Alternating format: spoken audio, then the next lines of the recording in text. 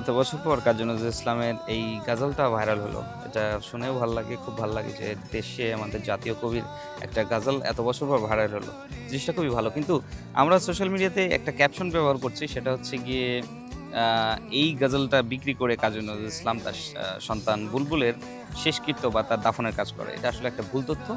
এটা মানুষ গোলায় ফেলতেছে আসলে।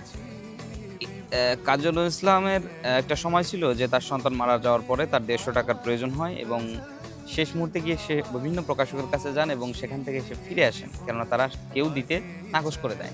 সো একটা সময় গিয়ে একজন ব্যক্তির কাছে যান, একজন প্রকাশক, সে বলে একটা শর্তে আমি আপনাকে ১৫০ টাকা দিতে পারি। সো ১৫০ টাকা কীভাবে দিবেন?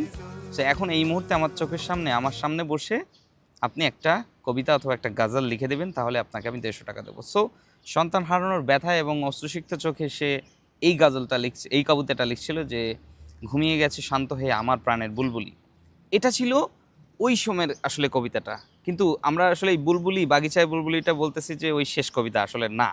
এটা ছিল কাজী নজরুল ইসলামের সন্তানকে নিয়েই একটা ভালো স্মৃতির মুহূর্তে। কিন্তু হ্যাঁ, এটাও সত্যি কথা, তখনও বুলবুল অসুস্থ ছিল এবং ওই মুহূর্তে তখন টাকার প্রয়োজন হয়েছিল। তো কাজী নজরুল ইসলাম কলকাতায় ট্রেনে করে যাচ্ছিলেন একটা প্রকাশকের কাছে অবশ্য।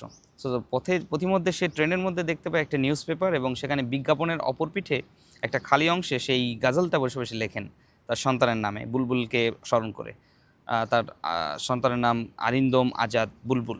সো বুলবুল তাকে ভালোবেসেই নাম বলে ডাকতো। সো এটা ছিল তার প্রতি স্মৃতি রেখেই, কিন্তু ভালোবেসেই বুলবুল গানটা গেয়েছিল এবং এটা এটা আসলে আমরা ভুল ক্যাপশন ব্যবহার করতেছি।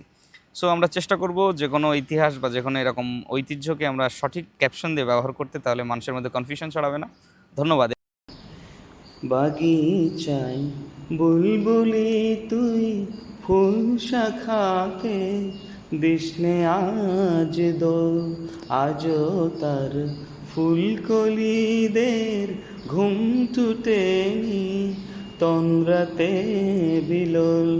বাগিচায় বুলবুলি তুই ফুল শাখাতে দিসনে আজ দোল, আজও তার ফুলকলিদের ঘুম টুটেনি তন্দ্রাতে বিলোল।